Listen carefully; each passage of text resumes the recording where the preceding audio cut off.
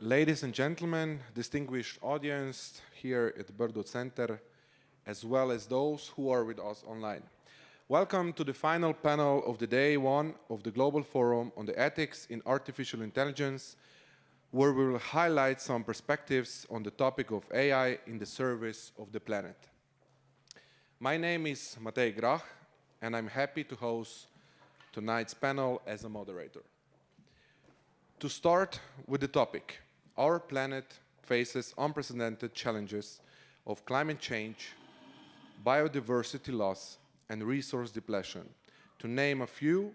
And as we grapple with these existential threats, a powerful new tool emerges: artificial intelligence. But can this technology be harnessed in the service of the planet, or will it simply amplify our unsustainable practices? This panel will delve into the significance of AI practices and its complex relationships between AI and the environment, exploring both the challenges and opportunities. Though Slovenian best practices will examine how AI can address climate change through technical and societal perspective. Without further ado, allow me to introduce today the expert panelists that will help us navigate the debate and show how Slovenian know-how contributes to the topic. First, we have Mr. Sašo Džeroski, a professor and scientific counselor from Jožef Stefan Institute, Department of Knowledge Technologies, and an awarded researcher for his pioneering work in the field of AI in the European AI community. Welcome. Next, we welcome Mihajela Črnko, from Chief Communication Officer and Partnership led from International Research Center on Artificial Intelligence under the Auspices of UNESCO, a global initiative that focuses on advancing research and collaboration in the field of AI. Matjaž Ličer is an expert research collaborator at Slovenian Environment Agency and scientific associate at National Institute of Biology, Marine Biology Station, also dedicated to using AI models for addressing challenges in the field of physical oceanography. Welcome. I would also like to welcome on stage Mr. Luka Radičević, CIO and founder of ScAIentist, where they help understand science a bit better with the help of AI and infographics. Welcome. Next, we have Mr. Domen Mongus, a lecturer and a researcher on the topic of AI from Laboratory for Geometrical Modeling and Multimedia Algorithms, Institute of Computer Science, Faculty of Electrical Engineering and Computer Science, University of Maribor. I'm also very happy to introduce our speaker from business sector, Mr. Klemen Rižman, Head of Data Science at CreaPRO company, which guides businesses in developing end-to-end AI products, from conception to full-scale production.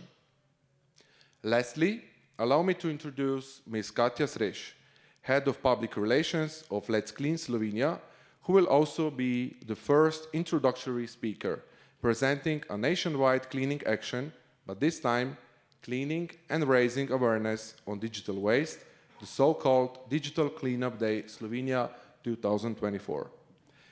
I won't disclose more. Katja, the podium is yours.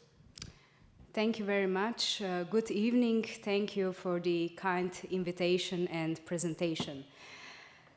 In 2018, Ecologists Without Borders said, let's clean up Slovenia for the last time.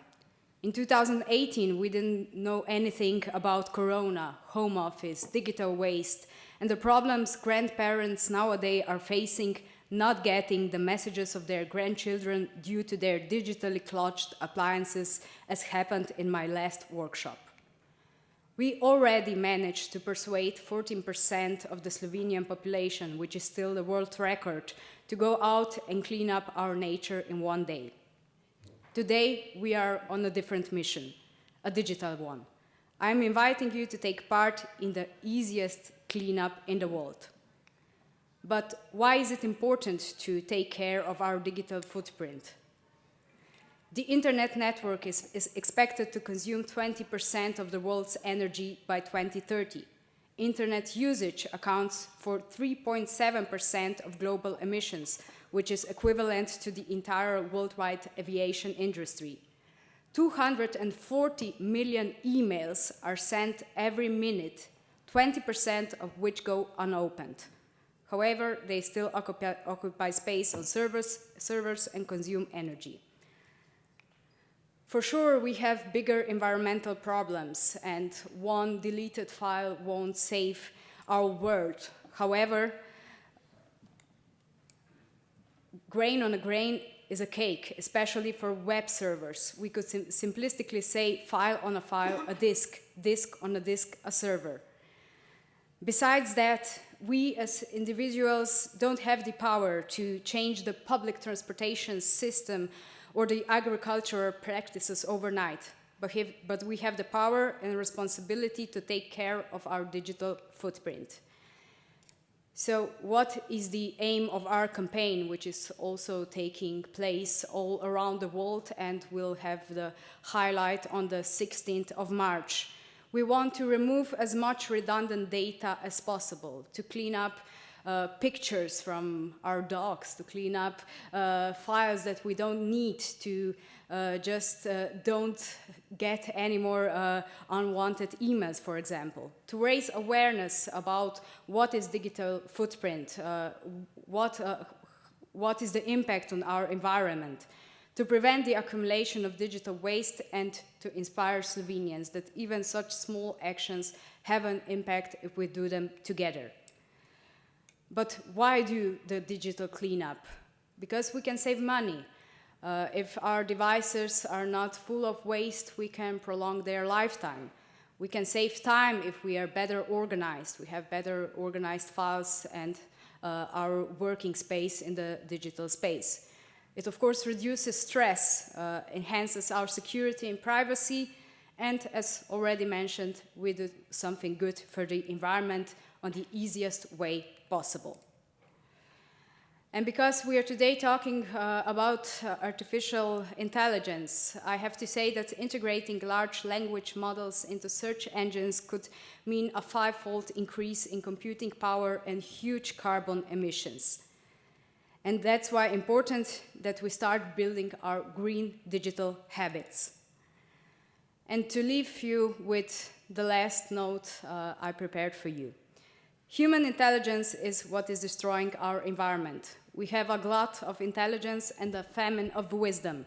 We must teach AI wisdom, but first we must teach humans wisdom. Join us on this year's biggest digital cleanup campaign in Slovenia and let us co-create a better tomorrow. Thank you very much.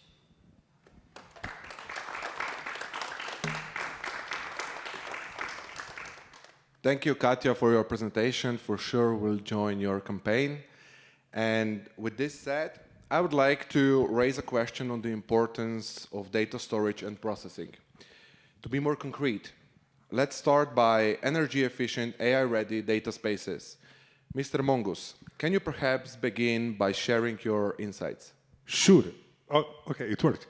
Yeah, I mean, to follow what Katja has been saying earlier, I mean, obviously, the massive amounts of energy burned by the data centers is becoming a huge problem. And while we are claiming, to be a part of the green solutions, while not addressing this problem would be somehow hypocritical, So Green.ai is the project that addresses precisely this challenge, where we are redesigning, the traditional analytics pipeline in a significantly more sustainable way. The idea behind the project is, really, move away from centralized storage and analytic systems. Like, for example, in every traditional approach, you just gather a bunch of data, you put it on a cloud somewhere, you train your model, and then you run your model as you wish. But in order to be much more sustainable, what we are thinking about, is to start designing models that are learned on partial bits of data, and then the knowledge learned by this model could be integrated into some greater knowledge, and then perhaps even transferred, from one domain to another domain. In this way, somehow enable models and knowledge gained by the models to live longer, and this is somehow, complementary to the idea behind the data spaces, which will in any way, radically change the ways in which data distribution systems are designed in the next couple of years, and we try to somehow combine these synergies in order to deliver a new wave of analytic pipelines.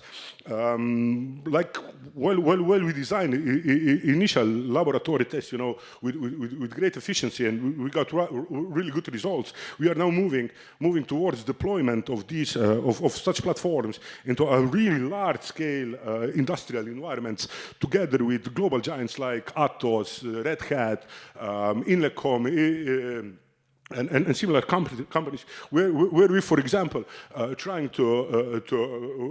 we are developing prediction systems for energy production of wind mines, wind farms, and combining this with electrical vehicle charging from intersect optimizations in order to decrease the burden imposed on data transmission, on energy transmission pipelines, for example. We are also addressing the customer satisfaction in the city of Barcelona, for example, where we are predicting the demand and the response of electrical bikes, and then use our platform in order to optimize redistribution of bikes there. Well, for example, in the scope of precision farming, we are monitoring water quality levels, we are monitoring soil quality levels, and crop development levels in order to optimize irrigation systems by optimizing the quality of water, like increasing the oxygen level in the quality of water for improved plants growth, while also, for example, developing fertilization and spraying maps that can be uploaded directly on tractors and used by tractors, to dose precisely, at each level at each piece of the land, the precise amount of fertilization or pesticides needed there. While this is all going on within the scope of the project, we currently reached far beyond the project, the scope of the project itself. While we are developing, for example, a large-scale monitoring system for monitoring agroecological indicator in East Africa, where we are running around, Uganda and Ethiopia, deploying sensory systems there for monitoring the development of ecology there. While we are in the same platform, developing or trying to pinpoint the best spots for production of hydrogen in Slovenia, based on all the greater or the contextual information related to that. So I mean the concepts of the translation of or transmission of knowledge between domains, and it's so strong that I strongly believe that the next generation of the systems, it's not only in using AI for the support of sustainable applications or applications in sustainability, but also to ensure how the systems themselves can be sustainable and how to reuse knowledge learned by somewhere to apply on another domain. So that's it from my side. Thanks. Thank you for these words in the first round. For sure, we will come back to this topic. To add to this topic, sustainable management and of resources on our planet also includes land and soil. Mr. Džeroski, your research spotlights just that. How can we make the most of our land and ensure that our soils deliver on the many expectations we have of our land? Thank you. So if you could shade The slides, please. So my name is Sašo Džeroski. I'm head of the Department of Knowledge Technologies at the Jožef Stefan Institute in Ljubljana. And at our department, we both develop artificial intelligence methods. Next slide, please. Which include methods of explainable artificial intelligence, machine learning, and language technologies. But we also have very interesting and relevant applications of these methods, and especially applications relevant to the environment and the other challenges humanity faces today. So next slide, please. To actually protect the environment and use artificial intelligence in the service of the planet, there are three large classes of applications that we can address. The first one is we need to monitor the environment. We need to follow what is going on so that we can take action if action is necessary. In this context, it is also necessary to actually assess environmental risks. For example, the risk of fires in the natural environment. The pictures here are from a system we use to produce risk maps for the entire Slovenian territory, and especially for the karst region, which is very, very vulnerable to fires. And then finally, we need decision support systems that can help us do environmental management, that is, take appropriate actions. Once we find the state of the environment and we know where we want to go, we need suggestions of the right actions, of the right directions to move. So next slide, please. Agriculture is really under a lot of stress these days. It has, on one hand, to feed humanity, but on the other hand, it must not affect the environment too much. It's a major factor in climate change, but also it is affected by climate change. And a case in point are soils, and in particular European soils. Around 60% of them are unhealthy. And this is even getting worse. And even if we are not, very altruistic, soil degradation has costs, and these are very, very serious costs, estimated at over 50 billion euro per year due to the loss of soil functions. Because soil has many functions. Producing the food that feeds us is one of the functions, but also maintaining biodiversity, and also, for example, capturing carbon from the atmosphere, because this directly influences climate change. So this has led actually to European legislation. The Directive on Soil Monitoring and Resilience aims to get all European soils in good shape by 2050. And we can help in this by first assessing how different soil functions are performed, so what is the state on individual farms, and second, making specific suggestions on how to improve them. Next slide, please.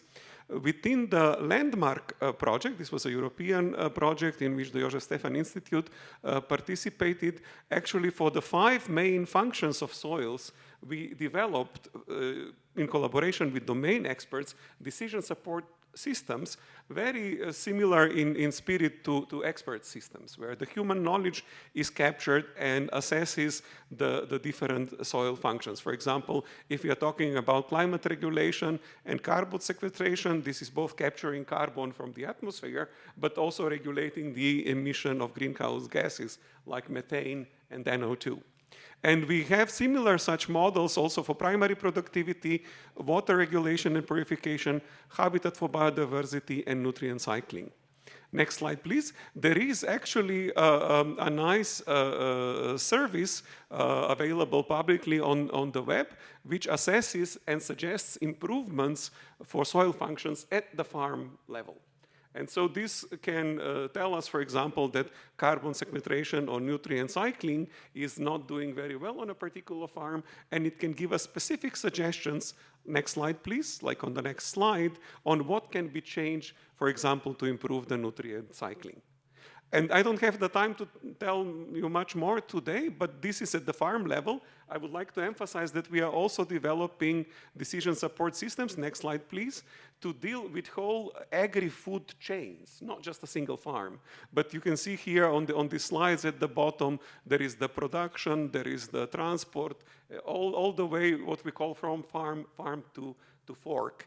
And this should be assessed in different aspects of sustainability, both from the environmental, but also the economical and social aspects. And artificial intelligence methods and systems can help a lot here. And next slide, please. Here we actually have the whole agri-food chain and different models for the different parts of the chain with very nice user interfaces. And the final slide, please. I would just like to mention that we have a whole host of projects on the order of 10 active right now in the area of sustainability and sustainable agriculture at our department. Thank you very much. Thank you. This is basically the umbrella approach we must follow if we want visible and sustainable changes. Mr. Ličer, you also deal with practical solutions to address sea level rise and flood frequency. In what way can AI contribute to more accurate predictions and maybe also serve as an early warning system for natural disasters? We in Slovenia are, after all, still under the impression of the latest devastating floods from August last year. Thank you very much for the invitation. I would start answering your question by briefly illuminating what it is that we do, because in this way I can, let's say, most plastically convey to you what exactly AI solved for us as a new technology. And in order to do this, I would like to describe the problem that we were trying to solve, how we used to solve it, and how we are solving it today. And as mentioned, I'm an ocean physicist, so my primary problem is I would like to be able to predict coastal floods in northern Adriatic. So, you know, the famous Acqua Alta in Venice, or the floods of landmark towns in northern Adriatic like Piran, Isola, Koper, and so on. And how we used to do it was predominantly using numerical mathematical physics models of the Adriatic basin. And before I continue with this, I would just like to dive very briefly into the physical phenomenon, because I would like to describe to you why it's so difficult to solve this using classical physics and how AI helped. Okay, so essentially, if you want to have a flood in northern Adriatic, you need two things. So you need tides and you need storms. Okay, tides correspond to gravitational influences from the moon and the sun, and tides are generally independent from weather. On the other hand, storms are the weather, and they are independent from the gravitational influences of the moon and the sun. So you have essentially two factors which are completely independent. You have tides and you have storms.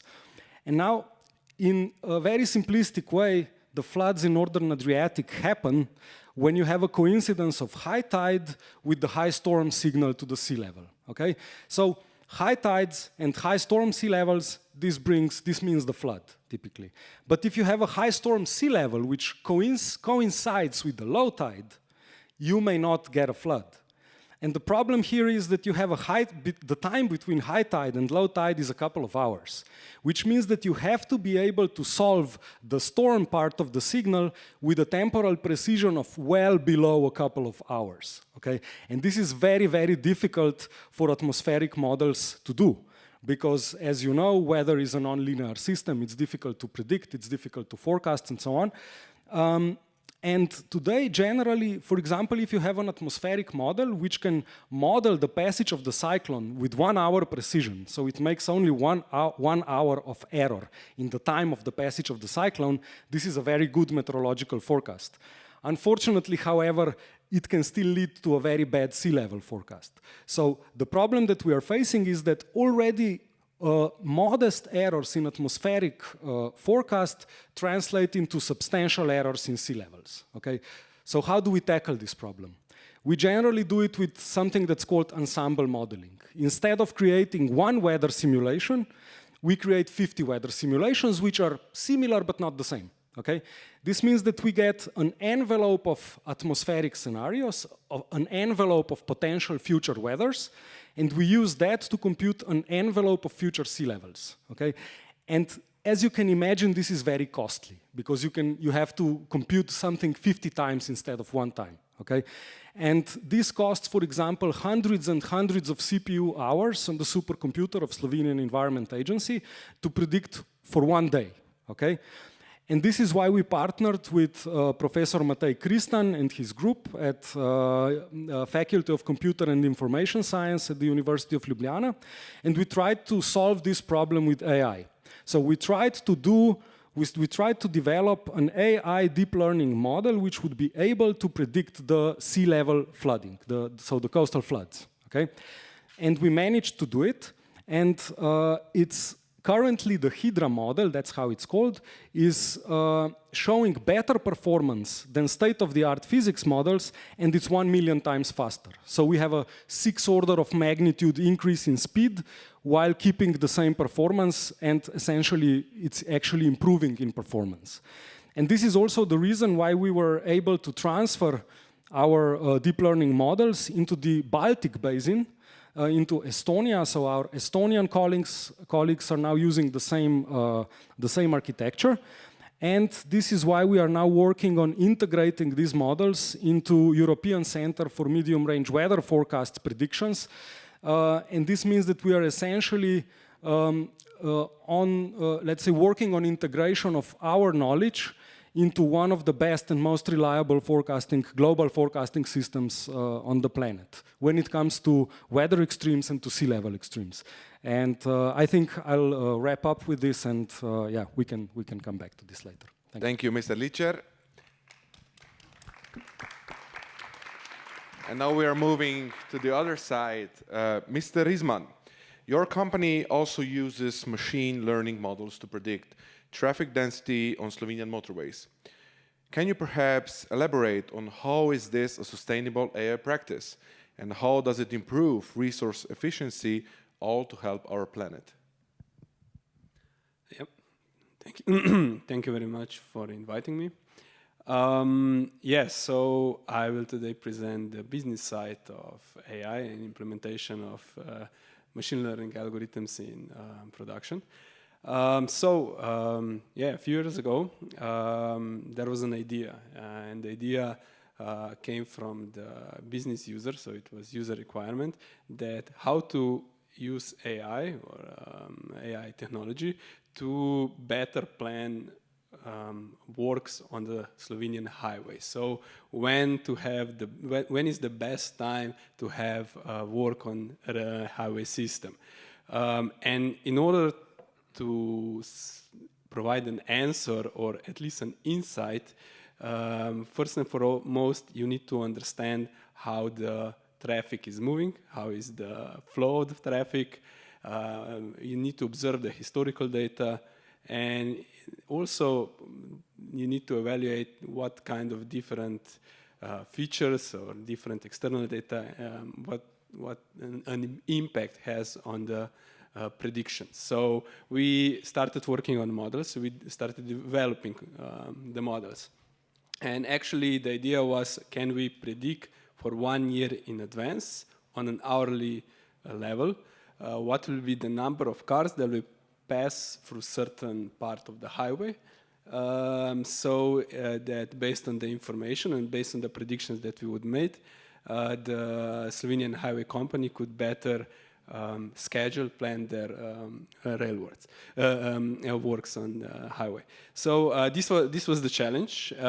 We use time series data. We used external data such as holidays in Slovenia, because when the holidays start and during the holidays there is a high impact on Slovenian highways. This is one thing. And also, for example, holidays from neighboring country also have a great impact on Slovenian density on highways. This is one thing. Then for the short term predictions, we are also using weather predictions. So of course, if it will be a nice weather, a sunny weather, then also we can expect much bigger number of cars on the Slovenian coastal highway, for example. So this was the idea. We developed the models, and when you ask me what kind of environmental impact does model have, it's tough to say, because we always answer questions to business, and sadly, environmental aspect was on the second place. What we can observe from advanced technology and in which direction the traffic management is moving in all over the world, we can see that they have like one thing they say smart traffic management systems. So traffic management system which decides based on the data. So the decisions are always made on historical data, so that can be as optimized as possible.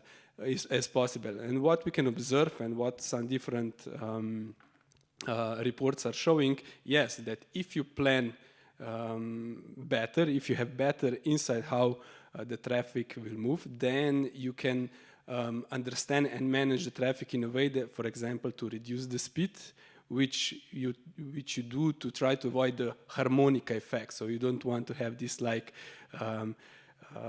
putting gas and then slowing down and so on, because firstly it creates a lot of exhausts, you consume a lot of energy, so we want to reduce this number.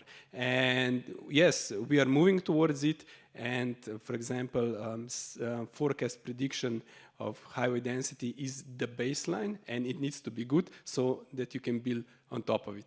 And yes, what we can see from neighboring countries and some specifically, usually the cities use this kind of system, yeah, we can see also a great impact on the environment.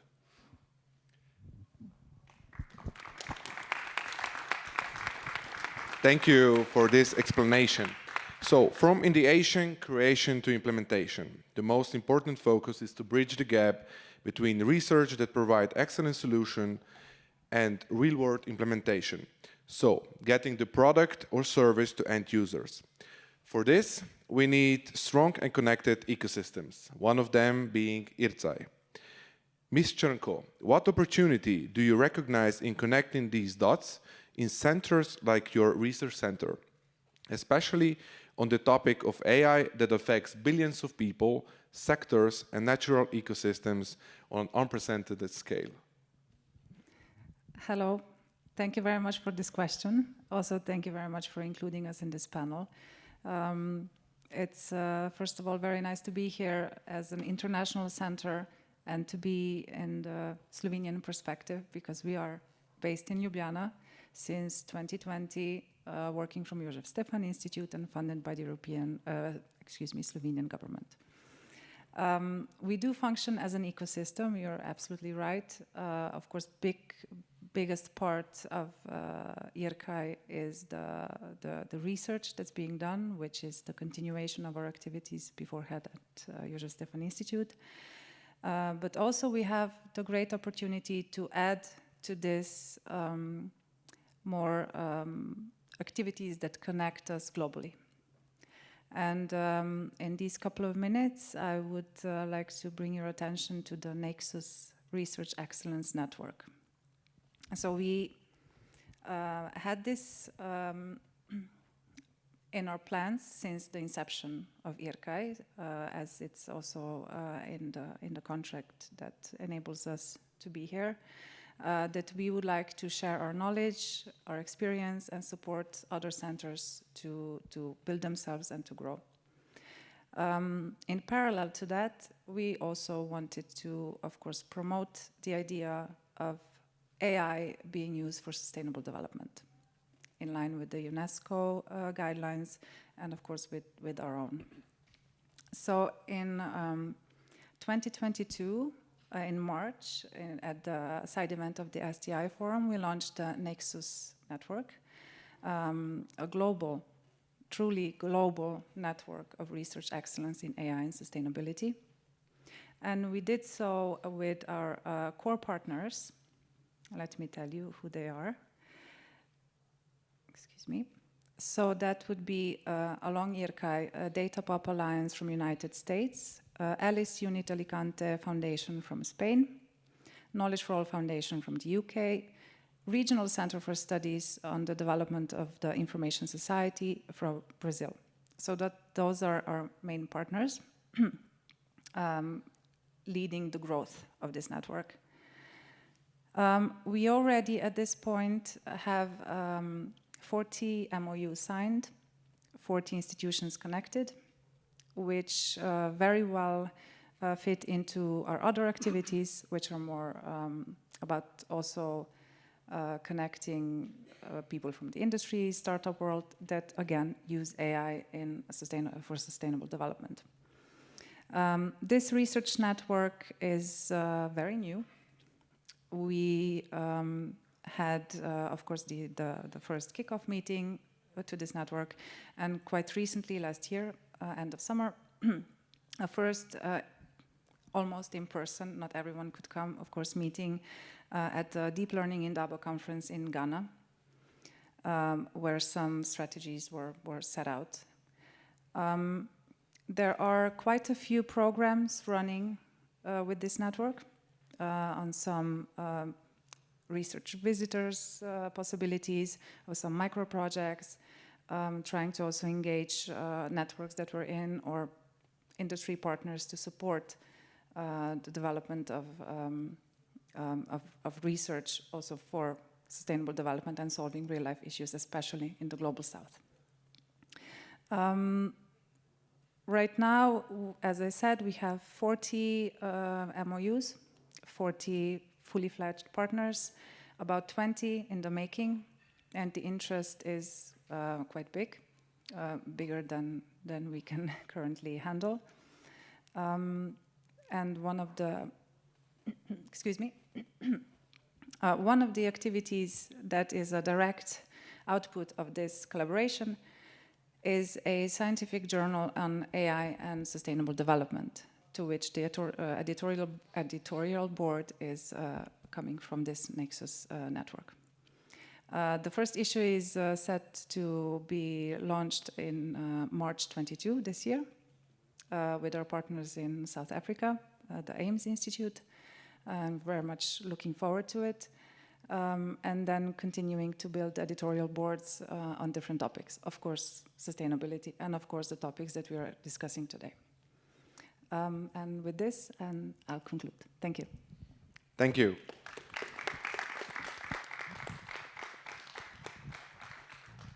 Of course, when mentioning the impact of AI, it also includes the aspects affecting all and everywhere. Mr. Radičević, your solution focuses on bringing scientific research papers closer to wider public by using AI. What are the potential challenges in ensuring that AI benefits are accessible to all? And moreover, what is the role of public understanding in fostering support to AI solutions that support sustainable development goals? In your opinion, what skills and know-how do future generations need to have to work together with AI in addressing major societal and environmental challenges? First of all, good evening from my end as well. Mr. Grah, thank you for the questions. I think they're very on par with what we are all trying to accomplish. And thanks for the invitation to the panel. It's an honor really to share the floor with such renowned experts in their respective fields, which we've got a lot to learn from. So to start answering this question, I would have to outline what we are trying to accomplish at ScAIentist. By the way, yeah, I'm Luka, the founder and CEO of ScAIentist.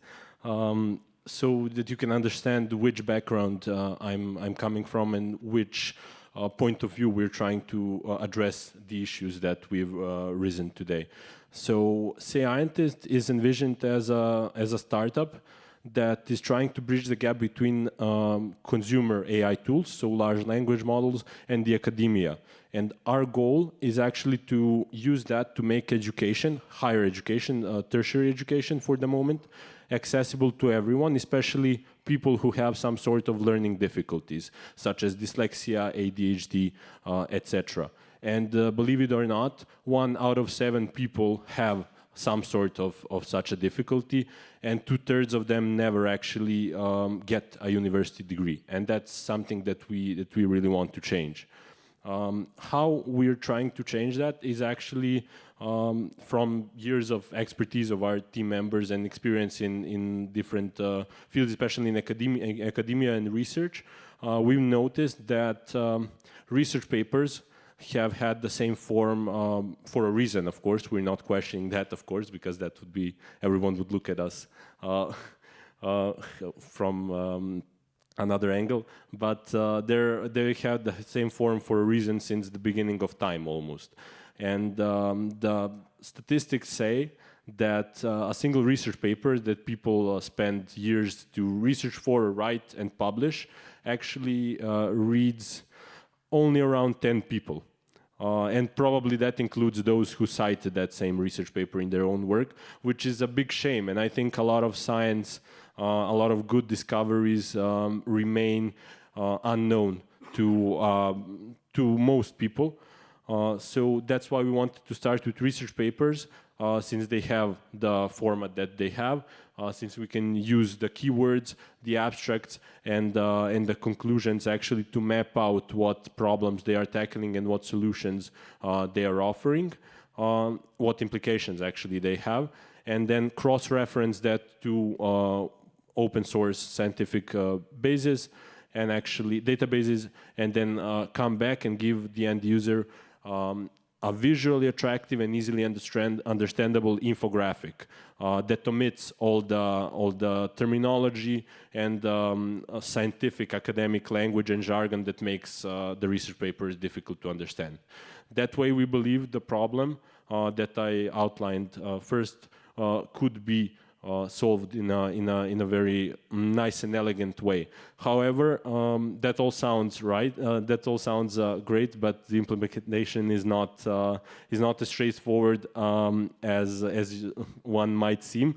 We are currently developing a prototype, and we'll be testing that soon with end users.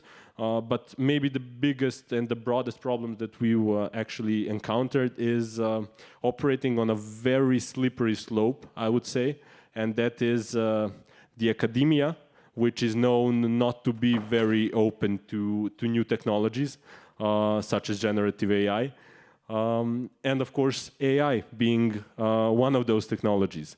So it has been hard, and it is going to be even harder to convince universities that the solution we're trying to bring is not something that will study instead of the students, or that will help them write seminar papers directly, at least not by generating their seminar papers for them, which has been the main fear of universities since ChatGPT was launched at the end of November 2022. And generally, something that we want to strive for is definitely the ethical use of AI, and that's why one of our main features will be reliability, and all facts will be cross-referenced with the lowest possible margin of error. So scientifically speaking, currently available language models, by the way they operate, are not able and probably won't be able to guarantee that the results they give is 100% true. But we're trying to reduce the margin of error so significantly that such a model will be allowed to be used in academia. Because we've seen a lot of universities ban ChatGPT, others have implemented very strict rules on how to cite using it. And I'm mentioning ChatGPT as the most publicly available and the most capable model currently. So basically, that is one part of what we're trying to do. And of course, having AI generate new data and use a lot, and we all know we've heard that it uses a lot of energy to compute, and actually building a new application and translating, let's say, research papers into those forms will have a toll on our digital footprint, of course. But we've tried to tackle the other side of the sustainability coin, and that is actually the quality of education and reducing inequalities generally by helping get people educated. And those are the two main sustainable development goals that are in the forefront of our mission, and that is what makes us an impact-oriented startup. So when it comes to the implications and what people would have to know, because at the end of the day, people are those who use AI tools, including ours when it will become available. we want to dedicate, and we've been dedicating ourselves also to raising awareness on how to use such AI tools, because the rise of generative AI is definitely at least as big as the disruption that announcing Google search in 1998 was. And we know what implications that had for all fields and not only education. And AI has even greater potential. And on that note, I think everyone who actually deals with AI, especially at this stage of its developments, needs to know what's happening in the background. So when it comes to large language models, I always like to tell our partners and people who are interested in how AI works, since of course we're also doing science communication, so that seems appropriate. Picture AI language models as a big black box that has mapped out every word that it has ever seen written on the internet, let's say. We're of course simplifying. And it knows statistically which words align with which the most, and according to that, according to what you ask it, it can generate new sentences and new combination using those words. And it sounds really banal, I think, but we've gotten to a stage in which this black box can generate outputs that can easily fool anyone that they're generated, they're spoken by a human. And once you know that, and once you get into the shoes of AI, and instead of just asking it simple questions, try to use clever prompt engineering to get what you want, I think we can ensure the ethical use and actually make sure that AI is for the better and the sustainable part of our future. Thank you, Luka. And with Luka, we have finished the first round of questions. And of course, now I would like to open the floor to you, that you can raise a question or a comment to our panelists. I would kindly ask you to say your name when you ask the questions. When you ask the questions, before you ask the question.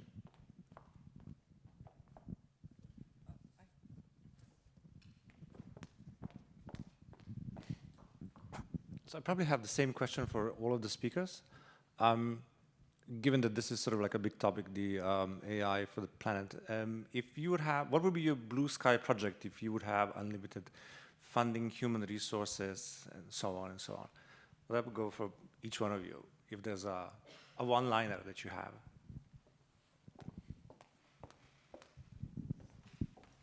Who wants to go first? Okay. Thank you. Okay. Doesn't work. But anyhow, if I may start, I think I have one. So yes, yeah, I think we are developing the one that you would like to develop. So. Well, I would focus quite a lot actually on the ethical aspects. AI will spread, it will be used more and more, and it's really, really important that it's used responsibly.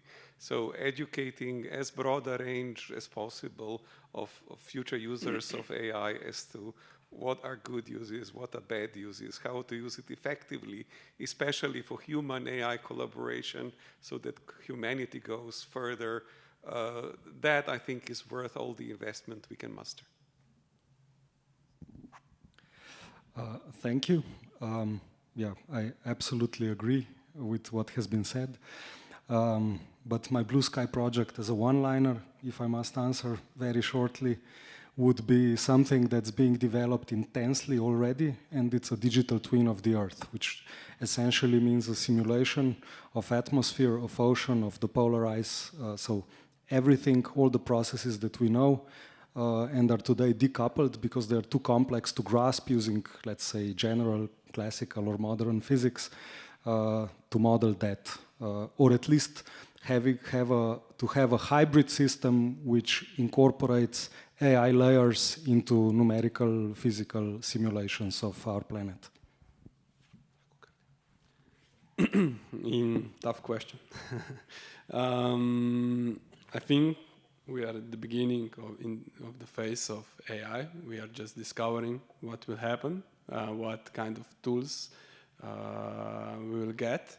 And I think when we ask general public what AI is right now, let's say 2 years ago, they would tell you robots that move, but now the second #1 hit is ChatGPT. I think we need to raise awareness and raise awareness and educate people what it's capable and what we can do so that we'll keep on getting good and amazing tools.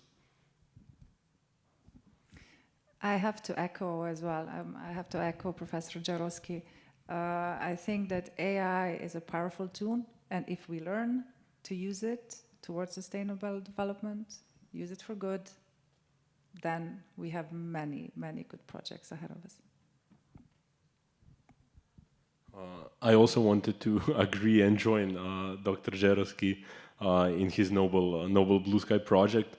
But at the end of the day, I think I would still have the same project that I have now, because once you have an educated society, all of the other smaller projects will be easier to achieve. And I think that's the key to all. Next one, yeah. Thank you very much.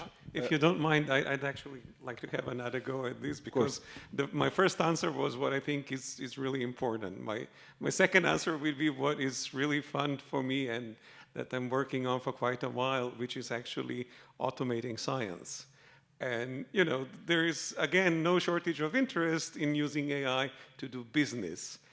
You know, not so much for science, but I think science is our best shot at solving the great challenges of humanity at the moment. And so using AI in the context of helping scientists and science and automating science, and this is something I do on a daily basis, and that's great fun. Thank you.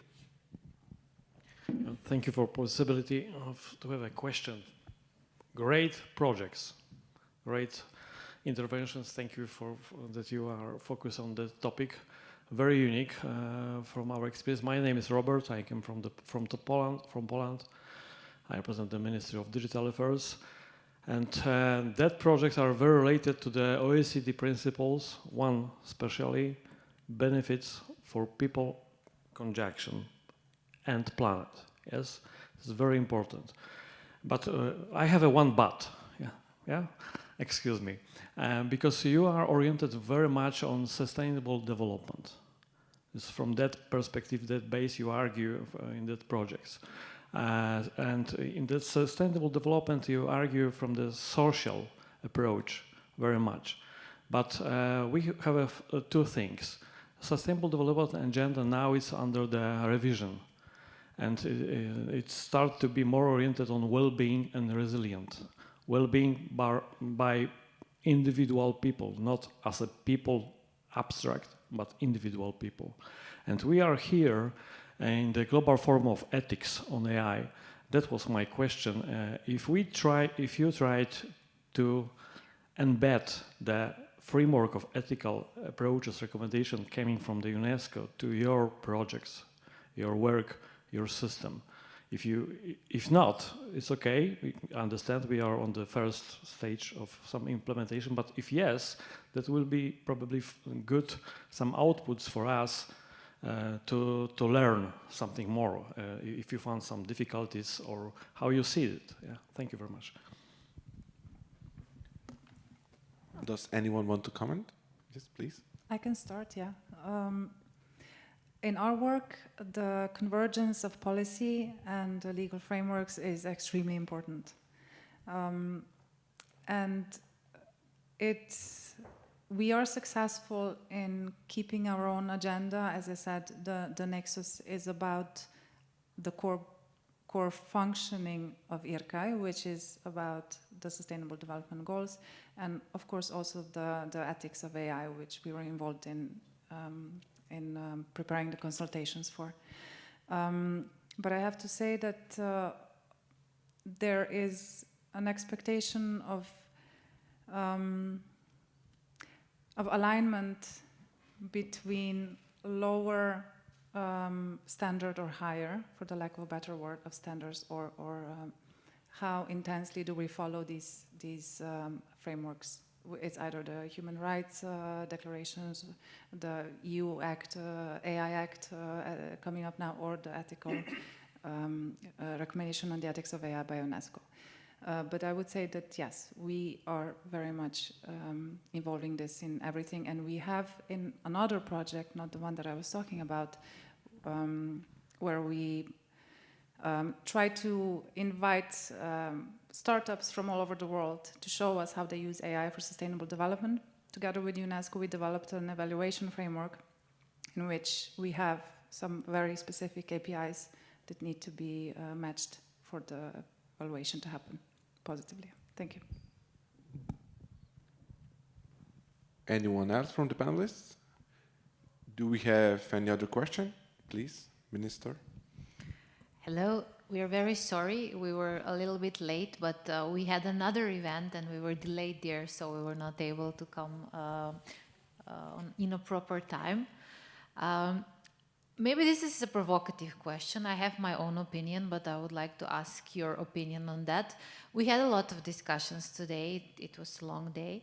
And there was one idea that the bad effects of AI can be neutralized with another AI that will work for good. I'm really interested in your opinion. Is that possible? Go ahead. If I may start, I would say that that's a perpetuum mobile question. You know, it cannot be done simply because it means that we have to raise knowledge from nothing. That means we make up something.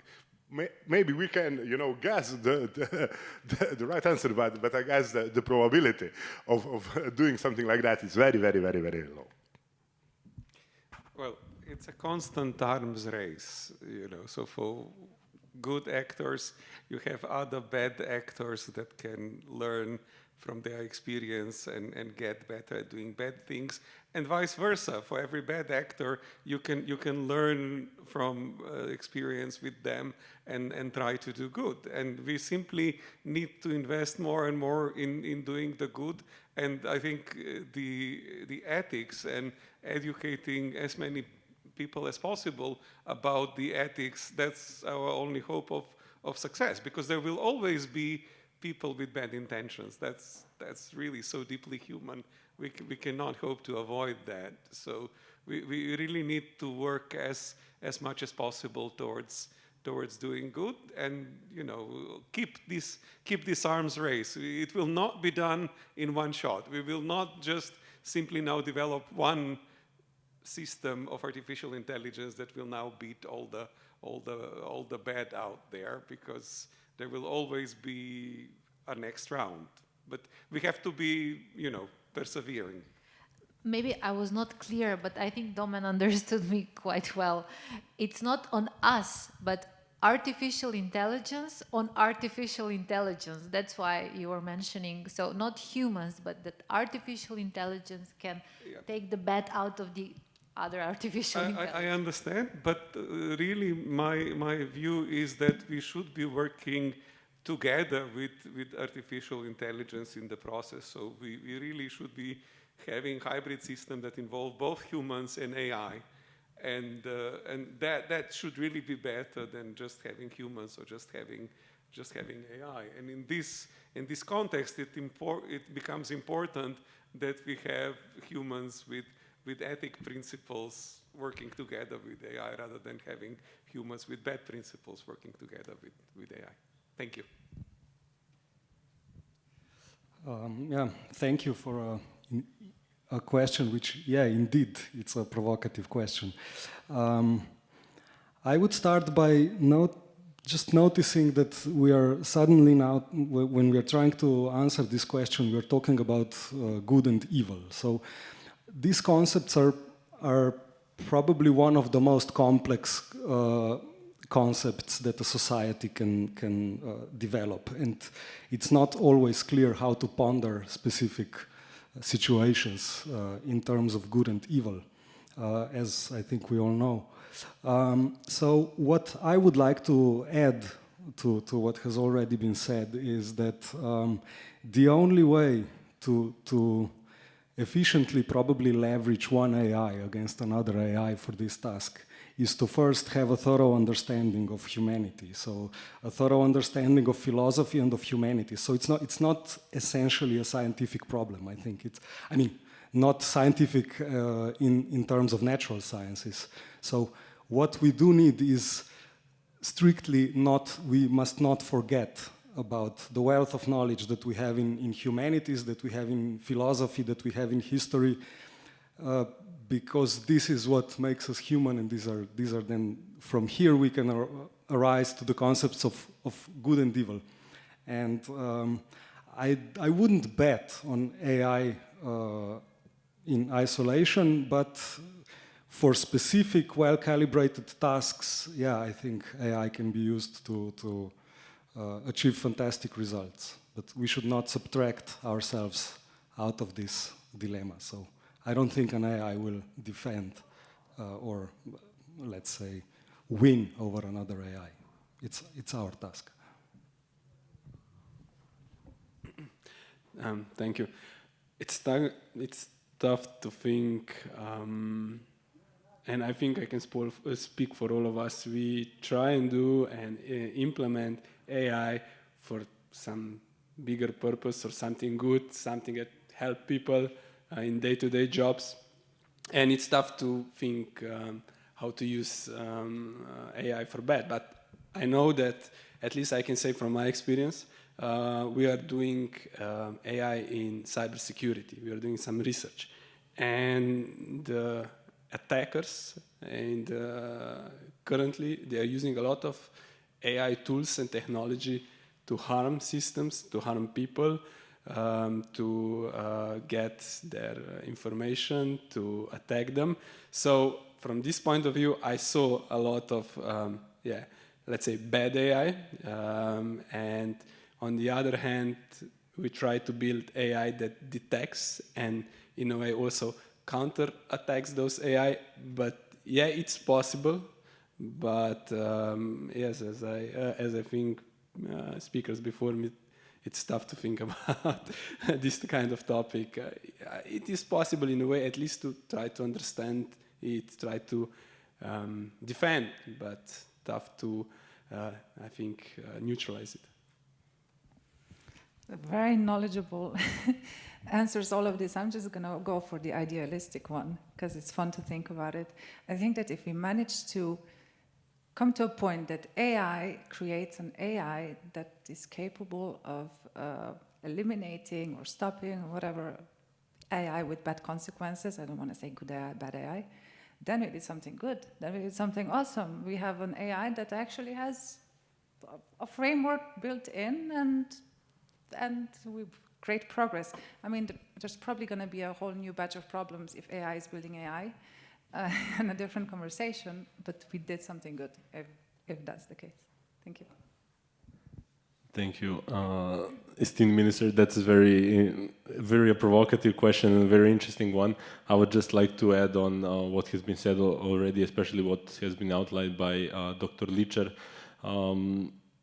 AI contains everything that being a human means in its core, especially if we're talking about large language model, because the input, what it knows, is everything that humans have at some point produced out. So basically, if the yin-yang principle is true, that neither a single person is 100% good or 100% bad, I think that that's the same for AI as well. But it would be interesting, trying to create an AI that tries to, to emulate actually the repercussions, the negative repercussions that some other AI already has. But I think that would just become an infinite loop. And who knows? We'll see what tomorrow brings. Thank you. I think we have one more question here up front. I was thinking of your company, right? So presumably you would be thinking about the ethics of whichever, either data or machine learning or AI in your company. how did that conversation go through in real life in your company? And has the idea of the ethics in AI also changed or influenced the idea of the ethics of your business as such? Yeah, so we develop custom-made data solutions. It's either implementing AI or some different tool that's data-based. We try to strive for that all the systems are ethical. We are aware with EU AI Act. We always say that we need to be compliant with it, and that we always raise awareness with the customers what are the do's and what are the don'ts, and that we are on the same level. Sometimes, yeah, it happened that because of the limitation, for example, GDPR was one of the cases, what you can do with personal data.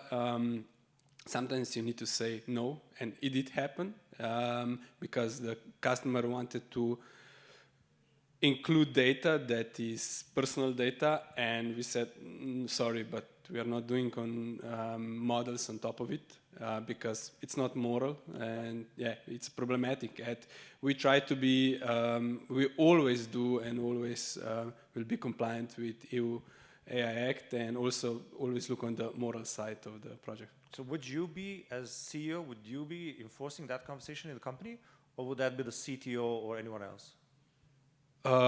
Usually it's my decision, right. As usually head of the projects, so we always drive the projects in that direction that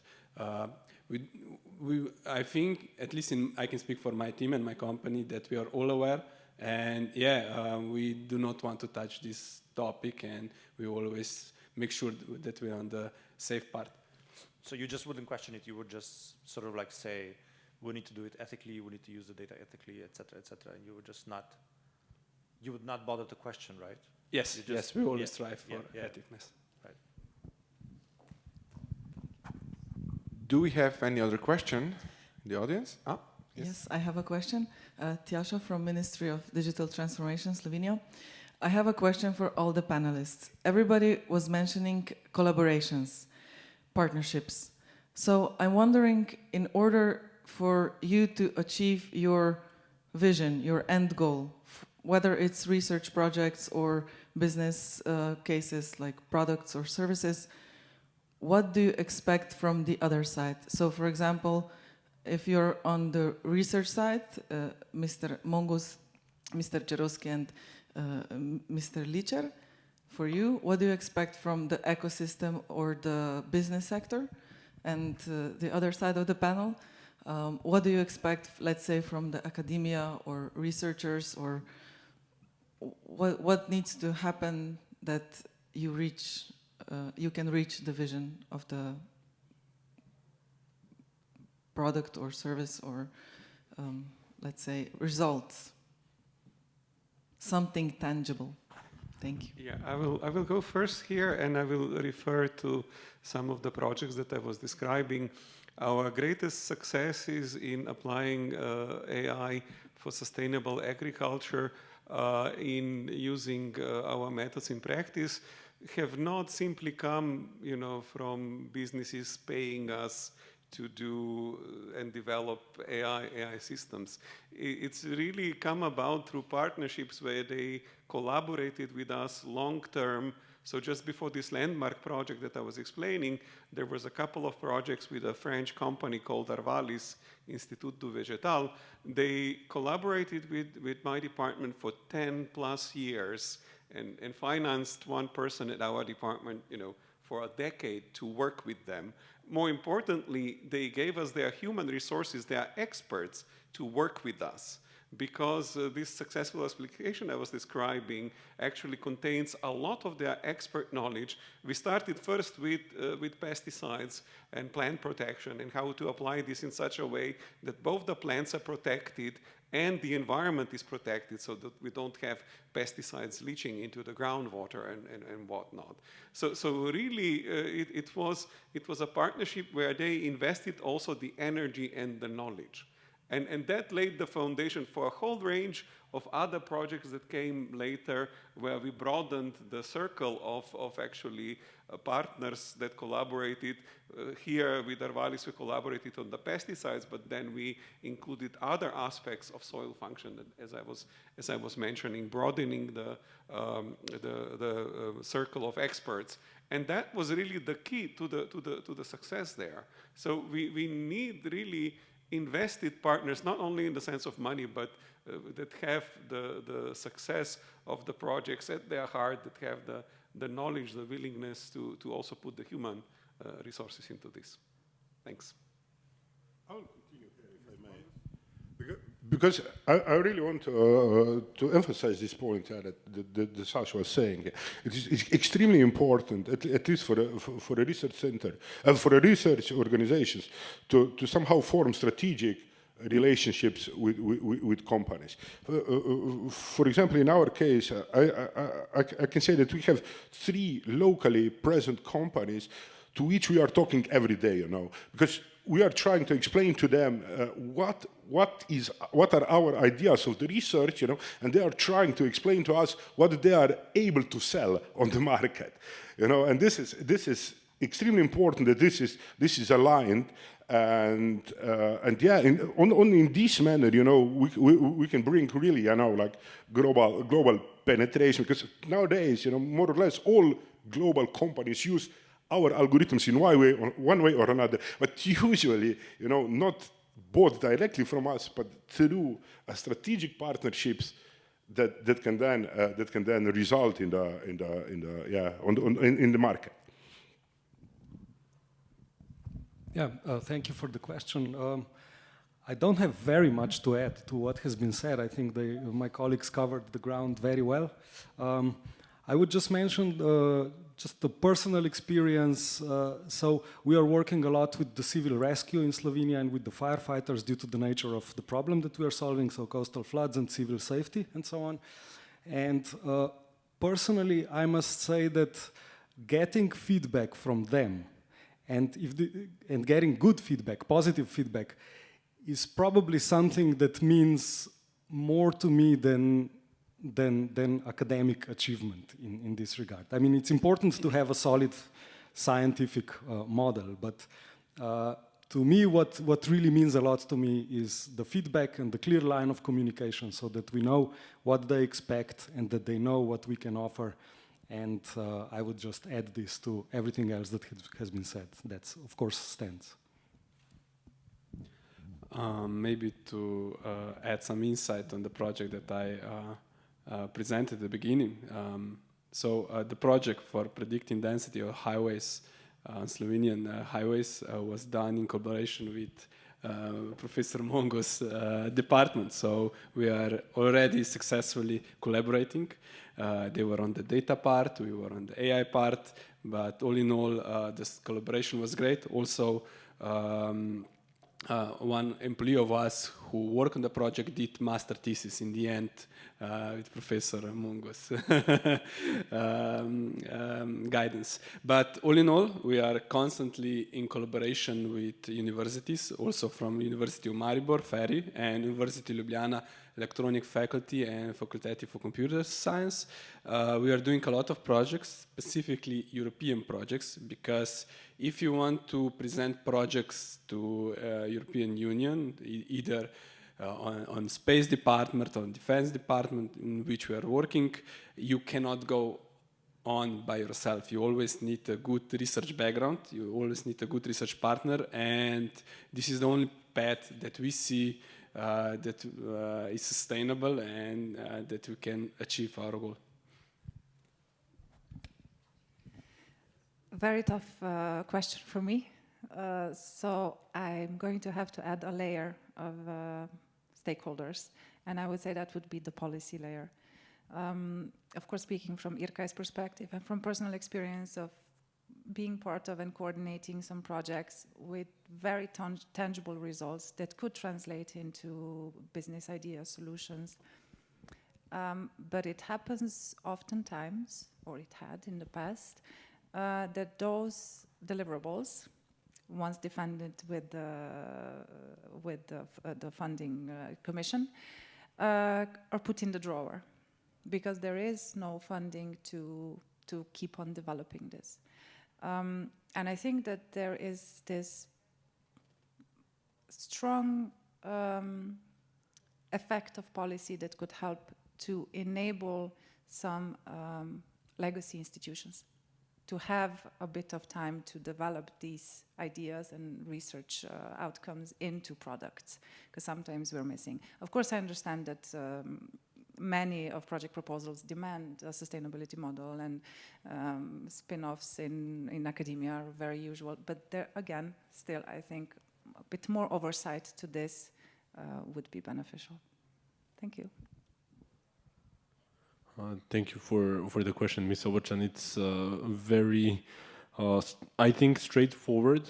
What we as a startup expect from our partners, which are mostly the representatives of academia, so universities, research centers, maybe on one hand, and on others, policymakers, of course. So from universities, we just expect open-mindedness when it comes to presenting an AI-based solution that might actually be used in the learning process, since we still haven't gotten that in all places.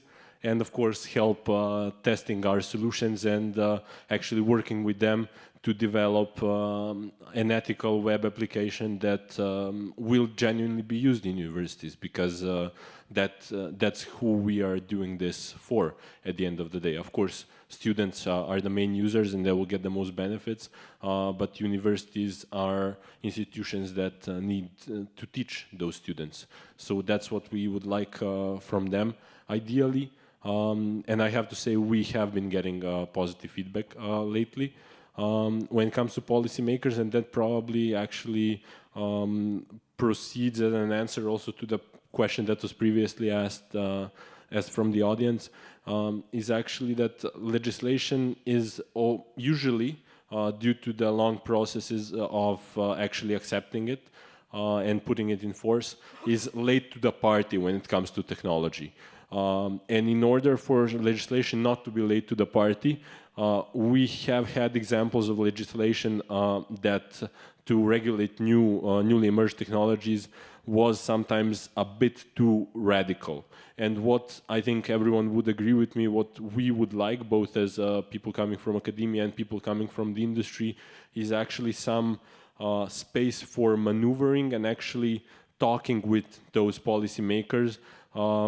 Maybe some commissions that would evaluate what a specific case is about, so that some legislation that is in its place because of a good purpose does not hinder another good purpose that some of us are trying to achieve. So I think that's what's important. Thank you. Now I would like to raise a question for all of you, as this is a global forum of ministers and worldwide experts on the topic. Let's be concrete. What role can AI play in monitoring and enforcing environmental policies? What are your suggestions to the policymakers? Some of them we have here now in the audience. And I suggest we start with you, Luka. Thank you. I feel like I've partially answered this question already. I don't know if it's just me. But yeah, actually, the mere fact that such a forum has been organized, and it's a great pleasure that it's being organized in Slovenia, tells us a lot about how the decision makers see AI. And I think that's the right direction that we're going into. So what I would like is just not to stop dealing with AI after the slope starts falling down. That's simply what I personally would ask decision makers. I'll start with the first part. So what can AI do in policy implementation? There's quite a few concrete examples of observatories, of policy observatories, especially AI Policy Observatory, which was built by OECD and with the knowledge and people from Jožef Stefan Institute. So this is something that AI can do. It can be used as a tool to see the implementation or adoption of policies. And then the second part of the question was what to suggest to the policymakers. I guess my colleague already said that we need to act quickly with legislative efforts. I would say maybe try to not act quickly, but think and discuss in a bit more structured way so we can have results quickly, because these questions are important and legislation that's coming up is extremely important and it can't be rushed, of course. And I think that there are some very good foundations to not limit industrial development with sandboxing approaches and so on. Yeah, let's be quick but not rush. I agree with what it was said. Legislation is needed. If we observe what's happening in either Asia, China specifically, where there is, or America, where there is Wild West and everything can do anything, to be honest. I hope that the policymakers will be open-minded in a way that they do not want, or at least we wish that we are not, that we are regulated, but in a healthy way, let's say it like that. Because soon can happen that you cannot compete to companies outside EU, and we do not want, at least from business perspective, we do not want that. We would like some freedom in a way, but at least from the personal data point of view, I hope that even more can be done here, as we do not want to see what happens, what happens in China, for example. Thank you. So, I work in planetary science as a geophysicist, and of course, AI is a fantastic new computational paradigm. I think it can help us tackle problems which are potentially computationally unsolvable with the methods that we've been using up until now. That said, I don't see climate change as first and foremost a scientific problem. I think science can help, but science will not save us, and artificial intelligence will not save us. It can help. We can leverage it for good purpose or not. And so what I'm trying to say is that AI cannot be or shouldn't be an alibi for not doing nothing. I think scientifically climate change is understood well enough that we can implement many policies. So my suggestion to policymakers would be, I think as a geoscientist I have and I think this is a global sentiment, that we don't really feel heard to enough extent. So I'm a strong believer in politics. I think politics is what will save us, not science. We need implementation of policies which science has already been suggesting for some time. Yeah, so this question was very complex. Can I double check with you? You did mention environmental policy. Yeah, so this was completely then sort of abandoned in favor of these other policies that we can talk about. But I think actually the environmental policy and monitoring actually today can be very well covered by Earth observation methods in conjunction with AI. We can very accurately and also to quite some detail monitor whether certain, let's say, environmental regulations are being upheld or not. Like in Slovenia, we had discussions with people from remote sensing. If you give subsidies to farmers not to cut the grass too early to promote, biodiversity, and you can actually check whether they have cut the grass too early or not by looking at the satellite images. So at this level, you know, we do need to monitor also the execution of environment policies. And I was mentioning this soil directive. I was mentioning the state of soils in Europe, which is really very bad, and monitoring this and monitoring whether there is progress on that. AI can provide great tools for that. But also, I think it is not to be neglected at all, policies concerning AI and its use, and it's great that Europe has finally moved a step closer to adopting the AI Act. I think it's great that Europe here is setting an example that, you know, development should go hand in hand with regulation. Okay, Europe has to do a bit more on the development part, but still, at least the regulation part first. But coming back to the home ground, I think Slovenia has a lot of homework in terms of policy also for AI. We have the national program for AI and its use, which still has to take off the ground.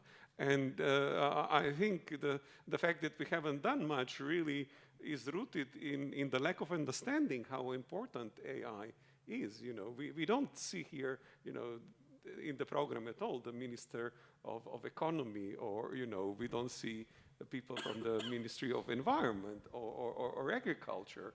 But these really are, as we saw, these are areas where AI can make a lot of difference. And we need this realization that this is really important, that this can help, and we need to move in the direction where the rest of the world is making big strides. So and with that, I will conclude. You know, policy is really complex. We discussed all of these different aspects, but we should not forget this last one. Domen. Well, thank you. I will not be so pessimistic as Sašo.